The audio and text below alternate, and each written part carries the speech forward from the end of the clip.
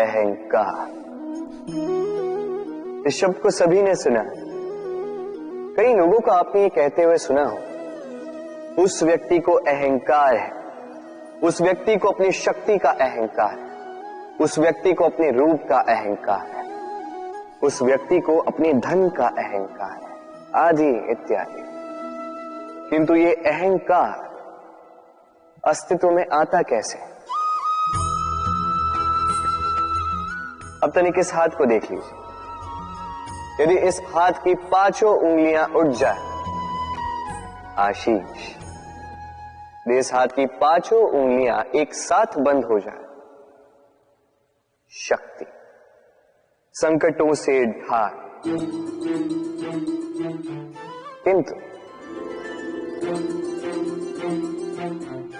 ये एक उंगली संकट का कारण बन जाती है। ये एक उंगली शत्रु को उकसाती है। अब अहंकार इस शब्द को ही देख लीजिए। हमसे अलग हो जाने पर होता है अहम। अहम अर्थात व्यक्ति को लगने लगता है कि वो अपनों से, अपने मित्रों से, अपने साथियों से, अपने परिवार से कहीं ऊंचा, कहीं अधिक श्रेष्ठ है। किंतु स्मरण रखिएगा, ये अहंकार व्यक्ति के अस्तित्व के विनाश की पहली सीढ़ी है। तो पीछे छोड़ दीजिए इस अहम को और विश्वास कीजिए हम कि यहीं पे आपको संतोष मिलेगा, और इसी संतोष के साथ कहिएगा राधे राधे। कृष्ण मेरे प्रेम के इस मधुर संबंध में कृष्ण सदैव सहित लाए और मैं गलत। कृष्ण मेरी कल्पना से कहीं अधिक विशेष है, वो किसी प्रकार से गलत हो ही नहीं सकता।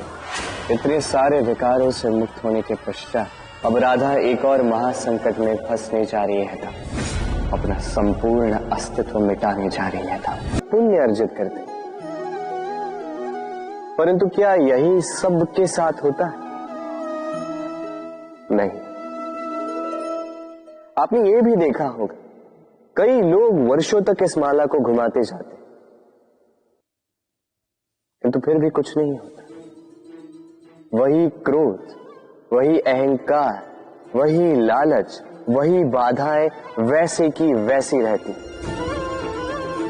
फिर तो सारा परिश्रम व्यर्थ गया।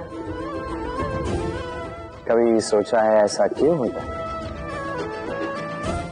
ऐसा इसलिए होता है क्योंकि माला के मन के फेरते फेरते कई लोग अक्सर एक मन का फिराना भूल ही जाते। मन का मन।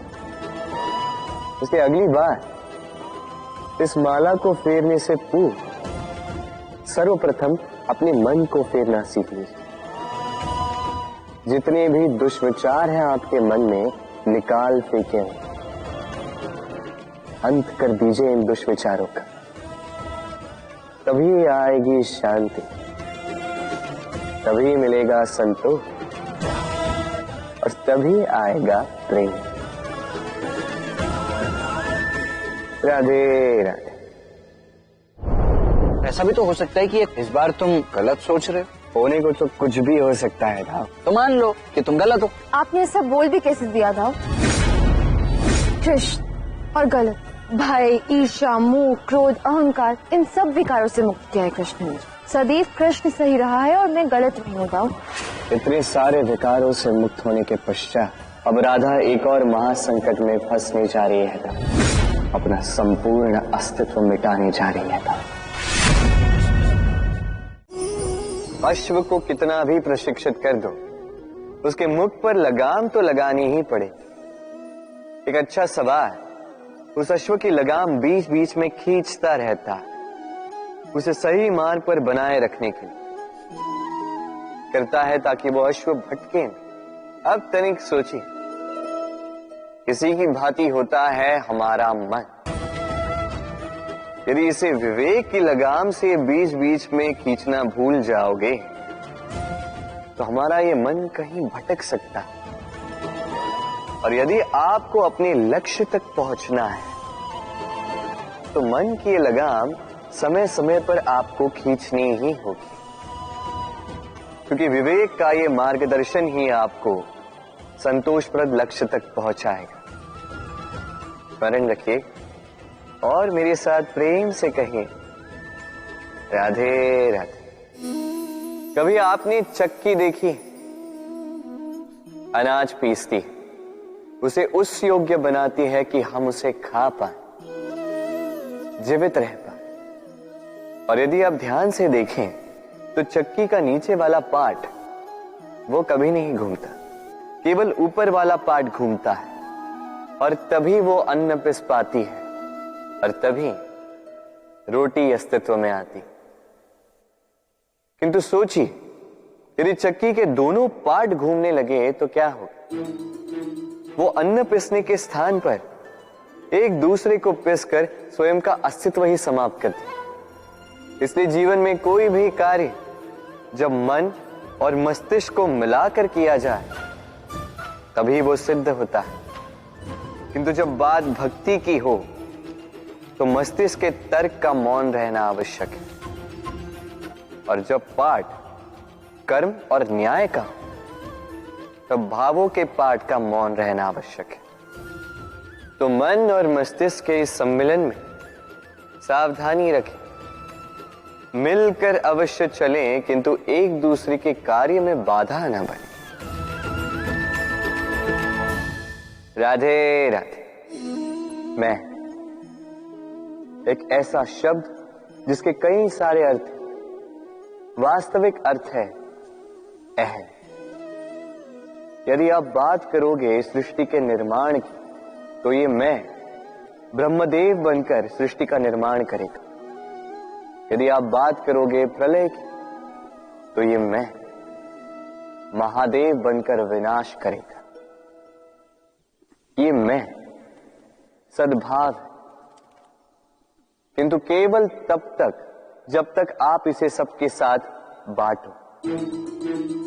किंतु हम मनुष्य कई बार इसका अर्थ समझ नहीं पाते, इस अहम को सीमित कर देते हैं केवल एक व्यक्ति तक, केवल स्वयं, और तब जागता है अहंकार।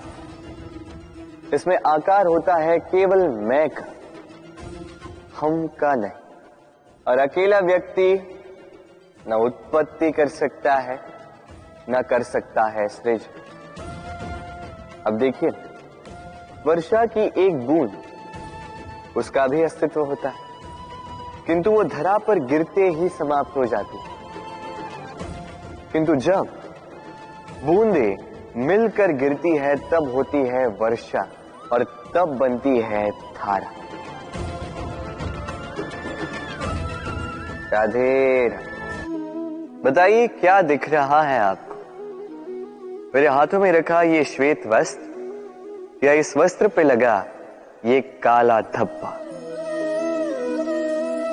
अब सच कहोगे तो आपकी दृष्टि सर्वप्रथम इस काले धब्बे पर ही गई हो। उचित है, ऐसा ही तो होता है। बहुत कम लोग होते हैं जो सोचते हैं कि व्यक्ति ने बड़े परिश्रम से इस वस्त्र को धोया हो, इसे सुखाया। अधिकतर लोगों की दृष्टि जाती है उस धब्बे पर, सोचते हैं कि ये कैसे लगा। कुछ इसी प्रकार होता है हमारा व्यक्तित्व। हमारे शुभ कर्मों पर हमारा एक बुरा कर्म हावी हो जाता है। अब सोचिए, यदि मैं बात करूं चंद्रमा की, तो चंद्रमा की श्वेत चांदनी, वो देखने से पूर्व लोग उसका कलंक देख लेते हैं, उस चंद्रमा पर लगे काले धब्बे देख लेते हैं। इसलिए विशेषकर शुभ सोच रखने वालों और उपकारी कार्य करने वालों से मैं कहना चाहूंगा, सावधान रहिए, क्योंकि आपका एक बुरा कर्म सदा के लिए उदाहरण बन जाएगा। राधे राधे। सफलता। यदि आपको जीवन में सफलता प्राप्त करनी तो 100 लोग मिल जाएंगे आपको, जो 100 तरीके बताएंगे आपको सफलता प्राप्त करने के। घंटों तक परिश्रम, प्रयास, सहयोग, निश्चय इन विषयों पर भाषण देते रहेंगे। 100 तरीके के उदाहरण आपके सामने प्रस्तुत करेंगे। किंतु मेरा मानना ये कि क्यों ना हम उन बातों पर चर्चा करें जो व्यक्ति को असफल बनाती। केवल 2 बातें असफलता निश्चित करती। केवल 2 तरीके के लोग अधिकतर असफल होते। पहले वो जो सोचते बहुत हैं, करते कुछ नहीं, और दूसरे वो जो बहुत कुछ करते जाते हैं किंतु बिना कुछ सोचे समझे। सोच और कर्म, इनके मध्य में सामंजस्य अत्यंत आवश्यक है। यदि ये रखोगे तो जीवन में कभी असफल नहीं हो। राधे राधे। आपने कई लोगों को यह कहते हुए सुना होगा, इस व्यक्ति के दृष्टिकोण में दंभ है, इस व्यक्ति की आंखों पर अहंकार का पर्दा छाया हुआ है, आदि इत्यादि। चलिए आपसे एक प्रश्न पूछता, आप देखते किससे? दृष्टि से या दृष्टिकोण से? सोचिए, विपदा में पड़ गए होंगे आप। दृष्टि किसी भी वस्तु या किसी भी व्यक्ति का केवल बाह्य रूप दिखाती, जबकि दृष्टिकोण आपको सीधे वास्तविकता से अवगत कराता है। उदाहरण स्वरूप चंद्रमा। चंद्रमा हम सभी ने देखा। कई लोग ऐसे हैं जिन्हें चंद्रमा अत्यंत सुंदर प्रतीत होता है, जबकि कई लोग ऐसे भी जो उस सुंदर चंद्रमा में भी दाग ढूंढ ही लेते हैं। ये है दृष्टिकोण। यदि अपने दृष्टिकोण में प्रेम रखोगे, आदर रखोगे, संभ्रम रखोगे, तो बदले में आपको भी प्रेम और सम्मान अवश्य मिलेगा। अब देखिए, ईश्वर की मूर्ति को धुल कर निकला पानी चरणामृत कहलाता। कारण है दृष्टिकोण। अब पत्थर को भगवान समझकर नमन करोगे, क्या भगवान को पत्थर समझकर ठुकरा दोगे? चयन आपका है, किंतु ये चयन निर्भर करता है आपके दृष्टिकोण पर।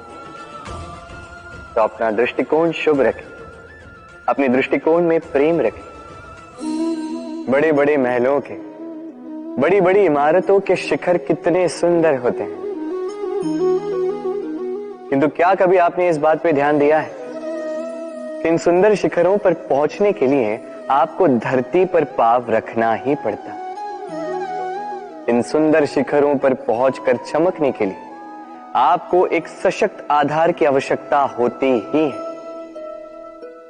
यदि आप बिना किसी सशक्त आधार के, बिना इस धरती के आधार के केवल ऊंचाई की ओर अग्रसर होते जाओगे तो सदा असफल रहोगे।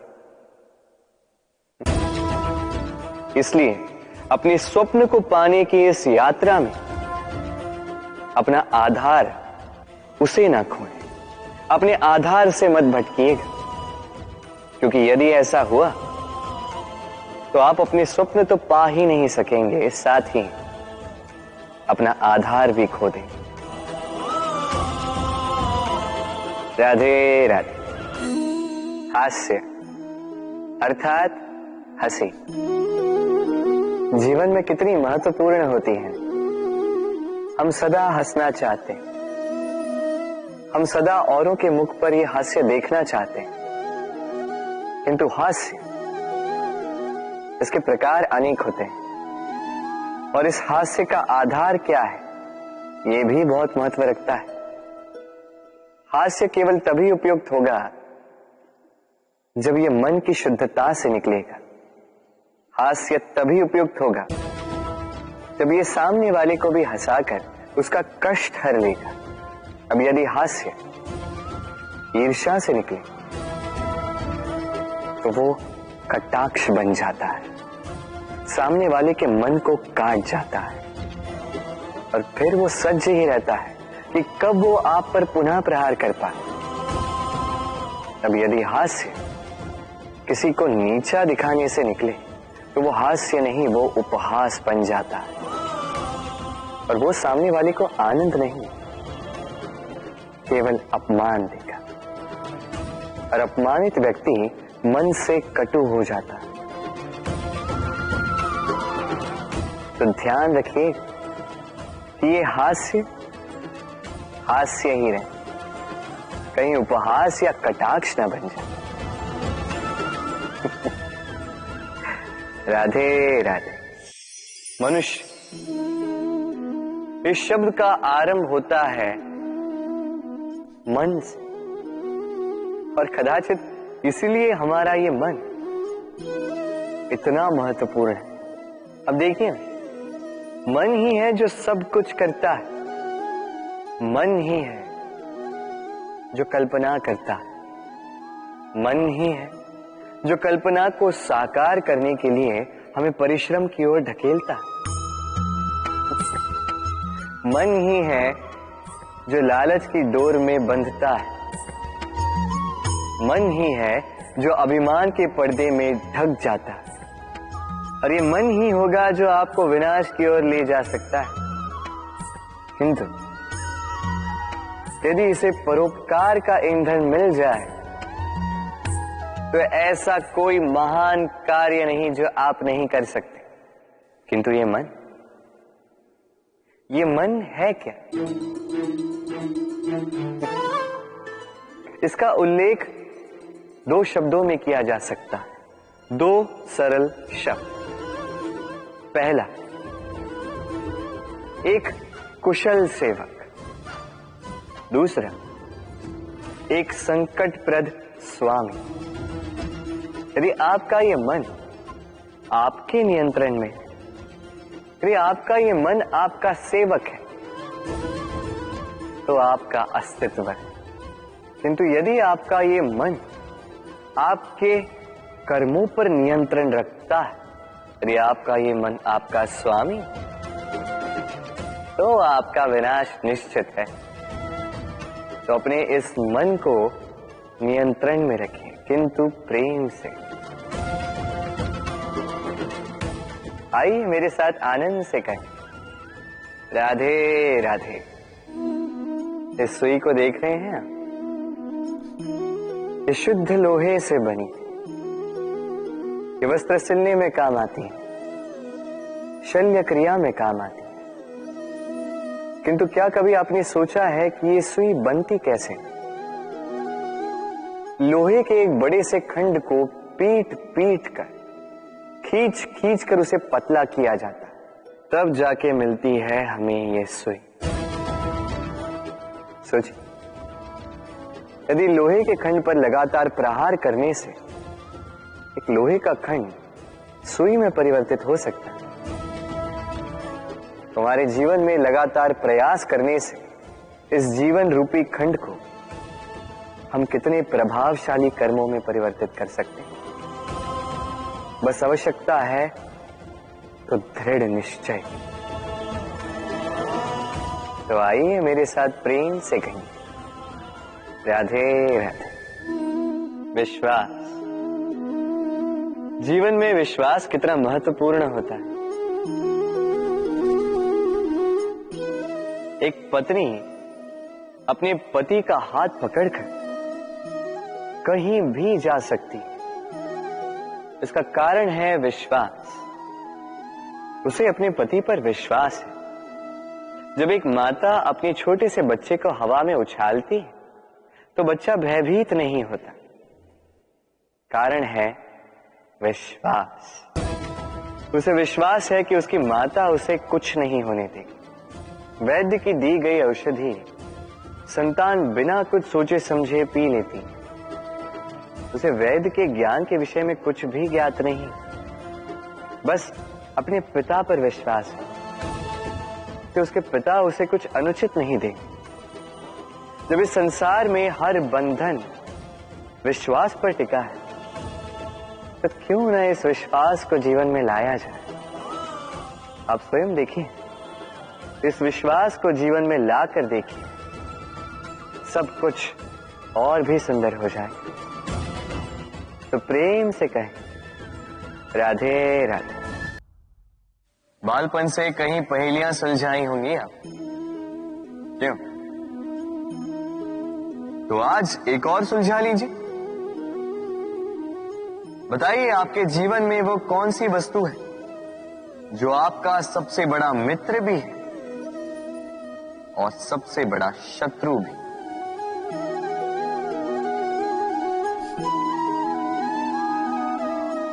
समझदार को एक संकेत ही पर्याप्त है।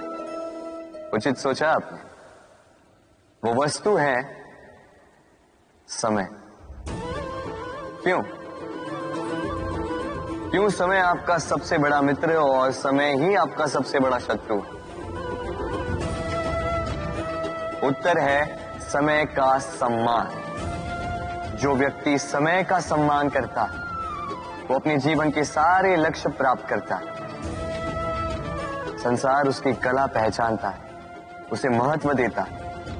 और जो व्यक्ति समय का महत्व नहीं पहचान पाता, नहीं समझ पाता, जाने अनजाने में उसका अपमान करता है, संसार उसी को भुला देता है। इसीलिए समय का सम्मान करें, उसे व्यर्थ ना करें, क्योंकि अच्छा समय इस संसार को बताएगा आपकी वास्तविकता क्या है, किंतु बुरा समय आपको बताएगा कि इस संसार की वास्तविकता क्या है। तो प्रेम से बोलो, राधे राधे।